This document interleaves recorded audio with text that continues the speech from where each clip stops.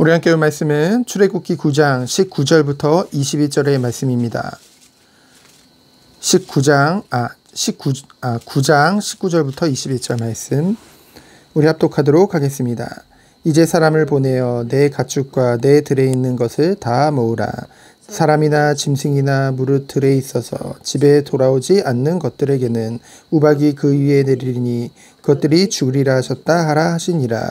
바로의 신하 중에 여호와의 말씀을 두려워하는 자들은 그 종들과 가축을 집으로 피하여 들였으나 여호와의 말씀을 마음에 두지 아니하는 사람은 그의 종들과 가축을 들에 그대로 두었더라. 아멘. 일곱 번째 재앙입니다. 앞서 살펴본 것 같이 14절에 보면은 이번에는, 그리고 18절에 보면은 지금까지 그와 같은 일이 없었더라 라고 말씀하셨죠. 이제껏 애굽에 내렸던 그런 재앙과는 차원이 다른 아주 치명적인 재앙이 내릴 것을 암시했습니다.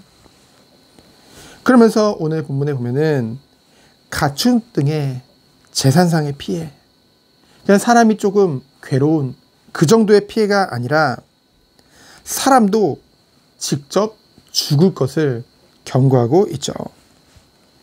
그런데 이전 재앙과는 다른 점이 있습니다. 무엇입니까? 여섯 번째 재앙까지는 애굽인으로서 재앙을 피할 수 있는 구체적인 방법을 제시해주지 않았어요. 그런데 오늘 일곱 번째 재앙은요, 그 인간의 생명과 직접적으로 관계된 그 재앙을 내릴 때는 피할 수 있는 방법을 제시해 주셨다는 거죠. 미리요. 그럼으로써 하나님의 말씀, 곧 경고를 받은 자든, 그리고 그것을 믿는 자는 사실 정말로 인격적으로 하나님을 믿는다기보다는 일종의 하나님에 대한 그런 공포심이죠. 압도된 그 공포를 가지고 어쨌든 무섭든지 그 말씀을 믿는 자는 구원받을 수 있는 방법을 하나님이 열어주셨다는 것이죠. 이와 같이 하나님께서는 진노 중에도 긍휼을 잊지 마옵소서라고 하박국 3장 2절에 하박국이 기도했던 것과 같이 이방인 애굽인에게도 진노 중에서도 긍휼을 베푸신다는 것이죠. 그럼 그 하나님은 생명을 사랑하는 분이십니다.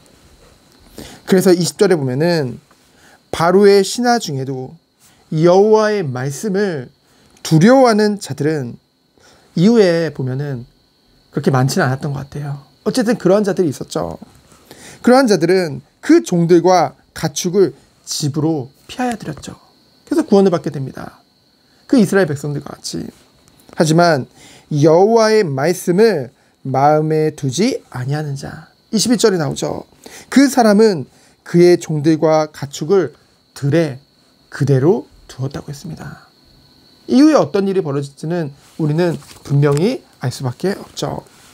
오늘 말씀을 통해서 하나님께서는 우리에게 두 가지를 깨닫게 하십니다. 첫 번째는 무엇입니까?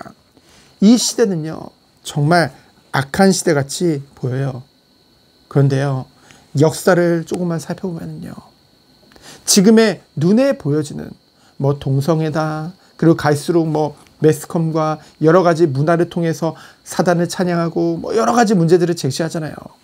그런데요, 그것이 비단 지금 시대의 문제뿐만이 아니라는 것을 우리는 알게 되어집니다. 옛날에 그려진 그런 벽화라든가 여러 가지를 보면 그때도요, 동일하게 그 아담과 하와가 범죄한 이후로는요, 끊임없이 모든 인류들은 죄악된 길, 멸망의 길을 가는 세대들이 있었다는 것이죠. 그렇게 갈 수밖에 없었던 것입니다. 하나님의 진노가 가득할 수밖에 없는, 하지만 그러한 중에도 하나님께서는 늘 긍휼을 베푸셨죠. 오늘 본문과 같이 우리 또한 하나님의 이름을 가지고 자신의 유익을 구하는 자들을 너무나 또 많이 보게 되어집니다. 하나님과 하나님을 믿는 성도들을요, 교회를 핍박하고 주의 일을 하는 데 있어서 그것을 회방하는 그런 악인들이 너무나도 많다는 거죠. 그들에게 우리 또한 하나님의 마음을 가지고 오직 진노만 하기보다는 진노 중에도 긍휼을 베푸시는 그 하나님을 본받아서 우리 또한 그들을 긍휼히 여기는 마음을 가지고, 얼마나 불쌍합니까? 멸망의 길인지도 모르고요, 썩어 없어지 육신을 따라 살아가고 그것을 자랑하며 그것을 즐거워하는 악인들이 얼마나 불쌍합니까? 그들에게 어떤 마음을 가져야 될까요? 잃어버린 한 마리 양마저도 포기하지 않으시는 그 주님의 마음을 가지고요, 우리에게 있는 이 생명의 이 복음이 증거되도록 정말 기도해야 되겠죠. 그들은 글렀어. 에이, 저런 악인은 망해야 돼.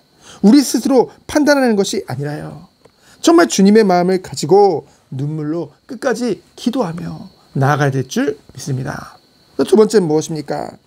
말씀을 두려워하는 자와 반대로 마음에 두지 않는 자가 명확하게 구분되어지죠. 결과 또한 명확합니다. 정말로 하나님의 은혜를 받은 자라면요, 정말로 하나님의 사랑을 받은 자라면은 어떤 축복을 누려야 되겠습니까? 하나님이 이제껏 나를 인도하신 것 같지. 그래, 하나님이 날 사랑하시는데 에이, 하나님이 날 봐주시겠지. 율법대로 살지 않아도, 말씀대로 살지 않아도 하나님이 봐주시겠지. 자녀인데. 그것이 아니라요, 정말로 하나님의 말씀은 좌우의 날선 어떤 검보다 예리하다고 했습니다. 심령과 골수까지 쪼기까지 한다고 했죠. 그것이 우리의 마음과 생각을 지키신다고 하셨습니다. 그래서요, 우리는요, 이 마음에 살아계신 그 하나님의 말씀을 마음에 담고 순종하는 그 축복 속에 들어가길 원합니다. 어제 우리가 수요예배 때 함께 살펴봤죠. 하나님 안에 있는 증거가 무엇입니까? 하나님의 사랑을 받는 자의 증거가 무엇입니까? 예수님께서 요한복음 14장 23절에 보면은 사람이 나를 사랑하면 내 말을 지키리니 라고 말씀하셨죠. 하나님의 사랑 안에 있다는 증거 무엇입니까? 말씀을 지키는 것, 말씀에 순종하는 것인 줄 믿습니다. 오늘도 우리가요, 말씀을 받았습니다. 그 말씀을 마음에 담고 우리의 모든 삶 가운데 만나는 모든 자들에게 그 말씀이 성취되시길 원합니다. 그러려면 우리의 중심이 어떤 거예요? 오직 하나님을 경외하며 하나님의 말씀에 순종하는 것이죠. 그것이 우리가 나아가는 길일 줄 믿습니다. 그러면서 우리 주변에 죽어가는 영혼들을 정말로 긍휼히 여기는 마음을 가지고 그 잃어버린 한 마리 양까지도 포기하지 않으시는 그 주님의 애타는 마음을 가지고 정말 기도하며 하나님의 이 생명의 복음을 증거하는 우리 모든 성도님들 되어지기를 예수 그리스도 이름으로 축원드립니다. 시간 기도합니다. 하나님 감사합니다. 오늘도 말씀 주심에 감사드립니다. 하나님의 사랑을 받았기에, 정말로 하나님을 사랑하기에 주의 말씀을 지키며 그 말씀 안에서 순종하며 오늘 하루도 죽어가는 영혼들을 마음에 품고 기도하는 우리 모든 성도님들 되도록 주께서 축복하여 주옵소서. 살아계신 예수 그리스도 이름으로 기도합니다. 아멘.